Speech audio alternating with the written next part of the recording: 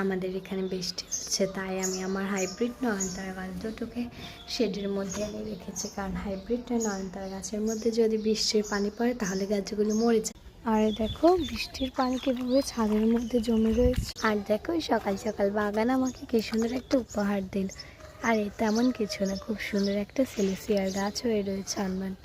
আমি খেয়াল করে নেই, সবে মাত্র অ্যালোভেরা গাছটার দিকে তাকাতে দেখছি একটা দুটো সেলুসিয়া হয়েছে, এগুলোকে উঠিয়ে অন্য টবে দিয়ে। আর এই যে নয়নতারাটাকে বনসাই করবো ভাবেছি, তো এখন এটাকে শুধু পিঞ্চিংয়ের মধ্যে রাখছে। আমার খুব কষ্ট লাগে পিঞ্চিং করতে, তাও এখন গাছটার সৌন্দর্যের জন্য গাছটাকে পিঞ্চিং করতে হচ্ছে। আর আমার সবচেয়ে পছন্দ এই যে খুব সুন্দর সাদা নয়নতারা, আমার কাছে খুব ভালো লাগে না।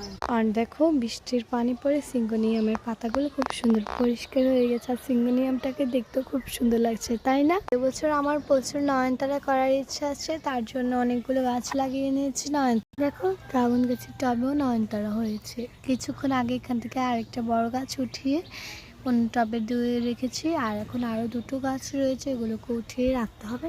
আর আমার ড্রাগন গাছটার যে কবে ফল হবে আমি সেই আশাতেই রয়েছি। কিছুদিন আগে রেন লিলি গাছগুলোকে বসিয়ে দিয়েছি, বৃষ্টির পানির কারণে এগুলো অনেক ঝোপালো হয়ে যাচ্ছে। বড় পাত্রে বসিয়েছি, কারণ এরা যত ঝাঁকড়া হবে তত ফুল বেশি। শীতে এনে একটা মধুমালতী গাছ রেখেছি, এখন এটার অবস্থা এমন জানি না হবে।